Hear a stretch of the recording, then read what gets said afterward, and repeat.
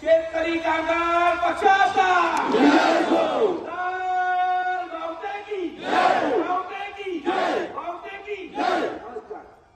अलिबागमध्ये आज शेतकरी कामगार पक्षाचे लाल बावट्याचं वादळ घोंघावताना दिसून आले.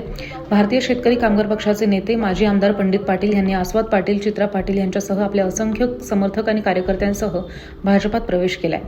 त्यानंतर सकाळपासूनच शेकापच्या कार्यकर्त्यांनी शेकापचे ज्येष्ठ नेते जयंत पाटील यांच्या निवासस्थानी गर्दी केली आणि आम्ही श्वास असेपर्यंत शेकापला लाल बावट्याशी इमान राखू असा विश्वास जयंत पाटील यांना देण्यासाठी उपस्थित होते. कार्यकर्त्यांनी लाल बावटा खांद्यावरती घेऊन पुन्हा पक्ष संघटना मजबूत करण्याचा निर्धार केलाय. भारतीय शेतकरी कामगार पक्षाचे सरचिटणीस जयंत पाटील यांच्या उपस्थितीत कार्यकर्त्यांची अलिबागेत भव्य सभा पार पडली आहे. या सभेत कार्यकर्त्यांचा जोश आणि उत्साह पाहायला मिळाला. जयंत भाई पाटिल, आप आगे बढ़ो, हम तुम्हारे साथ है. चित्राताई, आप आगे बढ़ो, हम तुम्हारे साथ है. शेतकरी कामगार पक्षाचा विजय असो, लाल बावटे की जय अशा गगनभेदी घोषणांनी अलिबाग दणाणून सोडलं. या सभेत पक्ष संघटना वाढीसाठीची पुढची रणनीती आखण्यात आली. या सभेला शेकाप नेते जयंत पाटील यांनी कार्यकर्त्यांना दिशादर्शक आणि कार्यकर्त्यांमध्ये जाण फुंकणारे मार्गदर्शन केलं.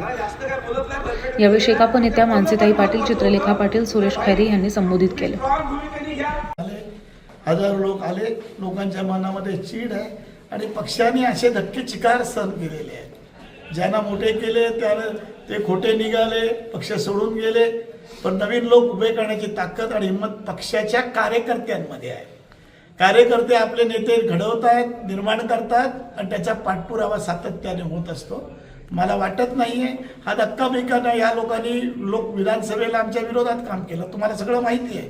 ते बघत होतात, सगळं ऐकत होतात, टिपत होतात, कोण कुठे आतून फिरतोय, रात्री कोण फिरतोय हे बघत होतात. त्याचं उत्तर आम्हाला मिळालेलं आहे. आमच्या दृष्टीने आजचा दिवस आम्हाला चांगला आहे की आम्हाला आमच्यामध्ये राहून आमचे विरोधक, उघड विरोधक चांगला, पण घरातला छिपा विरोधक बरोबर नसतो. तो आता उघड झाल्यामुळे आम्हाला त्यातलं काही प्रॉब्लेम वाटत नाही असं माझं म्हणणं आहे. पण आगामी काळात पक्षाची पुढची वाटचाल कशी आहे, कशी रणनीती राहणार आहे? नेहमी सांगी पक्षाचा काही प्रॉब्लेम नाही आहे. पक्षाची वाटचाल जे तुम्ही चर्चा करता की या पक्षाची मतं कुठे कमी झाली का? गेले गेबला 89,000 पडली, आज 84,000 आता पडली मतं. त्याच्यामध्ये कोणाची मतं किती आहेत तू दिलीच बातमी होती, खरी फॅक्ट होती. तिथे सेनेच्या बाबतीतली भूमिका मी आता बोलत नाही. किती सेना कोणाकडे आहे आम्हाला कळलं नाही. ती कळलं तर मजा येईल, पण त्याला चौरंगी पंचरंगी इलेक्शन होईल तेव्हा कळेल आपल्याला त्याच्यामध्ये काय प्रश्न आहे. पण त्या भूमिकेतून मी डगमगलो नाही. आम्हालाही मान्य होतं, आम्हालाही मान्यपेक्षा आम्हालाही अभिप्रेत होतं की काय होणार नाही काय, त्याची वाट बघत होतो. आणि म्हणून मी मिटिंग पण घेत नव्हतो, बैठक पण घेत नव्हतो. ती बैठक आज लोकांनी घेतलेली आहे. सकाळी पण इथे 200-300 लोक आले होते कार्यकर्ते आणि त्याची मागणी केली की या पद्धतीने आम्ही येतोय आणि आम्ही या ठिकाणी बैठक घेणं तुम्हाला भेटायला सहज येतोय. एवढ्या मोठ्या प्रमाणात संख्येने लोक कार्यकर्ते येतील एवढं मला वाटलं नव्हतं. मला वाटतं याच्यामध्ये जिद्दीने येतील. जे कार्यकर्ते आज माझ्याबरोबर आहेत ते निष्ठेने, ध्येयाने आणि विचाराने आहेत. विचाराच्या बाहेर जाण्याचं ठीक आहे, उद्या ते राष्ट्रवादीत गेले, काँग्रेसमध्ये गेले, आम्ही मानू शकतो. पण विचाराच्या विरुद्ध टोकाला जे आमच्या आजोबांनी या ठिकाणी ठरवलं, हा विचार आजोबांनी आमच्या या ठिकाणी रुजवला, पिकवला, त्याच्या पुण्याईवर आम्ही आज या ठिकाणी काम करतो आहोत. आणि त्याच पुण्याईवर पुढे काम नेटाने करण्याची आमची या ठिकाणी हिंमत आहे आणि आम्ही त्या पद्धतीनं जोराने आम्ही काम करू. ताई, काय सांगाल, आज अलिबाग येथे हजारो शेतकरी कामगार पक्षाचे कार्यकर्ते आलेले आहेत. लाल बावट्याचं वादळ आज घोंगावलेलं आहे. काय सांगाल, पुढची रणनीती कशी असणार आहे शेकाप? शेतकरी कामगार पक्ष हा विचारांनी आणि कार्यकर्ता केडर बेस पक्ष आहे, हे तुम्हाला माहितीच आहे. त्याच्यामुळे आज अशीच आम्हाला कुटुंबाला लोक भेटायला आली, कारण की सकाळीच एक कुटुंबातच दुसऱ्या पक्षात पक्षप्रवेश झाला.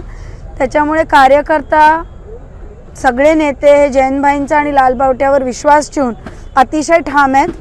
आणि लालबावटा यापुढे सुद्धा इथल्या भूमिपुत्राचं संरक्षण करण्यासाठी आम्हाला डेव्हलपमेंट हवीच आहे, पण डेव्हलपमेंटसोबत इथल्या भूमिपुत्राचं संरक्षण करण्यासाठी आम्ही कार्यकर्ते मंडळी काम करू. आणि अशा छोट्या मोठ्या पक्षप्रवेशांनी झेंड्याला, कार्यकर्त्याला आणि गावातल्या राजकारणाला काही फरक पडत नाही हे सांगायला आज या ठिकाणी लोक जमली. विधानसभा निवडणुकीमध्ये ज्या पद्धतीनं पराभव झाला त्याची चिकित्सा देखील झाल्याचं आजच्या या सभेमध्ये दिसून आलं. काय नेमक्या गोष्टी झाल्या, कुठं कमतरता भासली, कुठे दगाफटका झाला? मी दुसरी बाजू बघते. 2019 पेक्षा माझे 15 ते 20 हजार मतं वाढली आणि ती माझ्यामुळे वाढली असं मी मानत नाही. ती निष्ठावंत कार्यकर्त्यांच्या मेहनतीमुळे वाढली. मी तुमच्या चॅनलच्या द्वारे सगळ्या कार्यकर्त्यांचे मनापासून आभार मानते की जी मेहनत त्यांनी केली.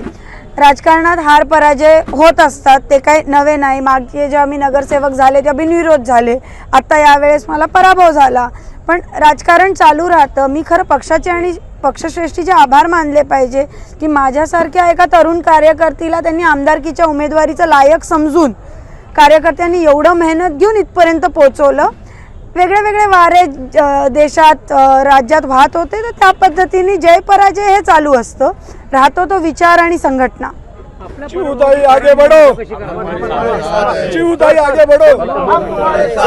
प्रश्न नाही समजला. काही आपल्या पराभवाची कारण मीमांसा कशी कराल, कारण आता ही वेळ आलेली आहे. मी ते कारणांकडे बघणार नाही. मला 10-15 हजार मतच कमी पडलेली आहेत.